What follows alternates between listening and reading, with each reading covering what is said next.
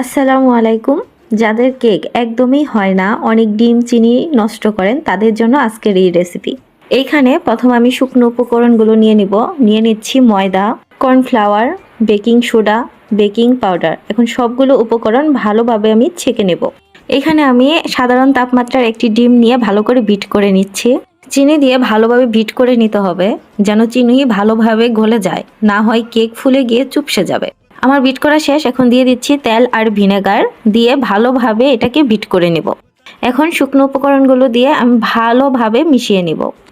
সব উপকরণগুলো আমি ভিডিওতে লিখে দিয়েছি। এখানে শুকনো উপকরণগুলো আমি 2 বারে নিয়ে ভালোভাবে মিশিয়ে নিয়েছি। কেক বানানোর মোল্ডে আমি তেল ব্রাশ করে নিয়েছিলাম। এখন ব্যাটারটা আমি ভালোভাবে ঢেলে নিচ্ছি। কেক বানানোর হাঁড়িটি আমি 10 মিনিটের জন্য প্রিহিট করে নিয়েছি। চুলার আঁচ তো দেখতেই পারতেছেন, একদম লো থাকবে। আমার কেকটি হয়ে গিয়েছে।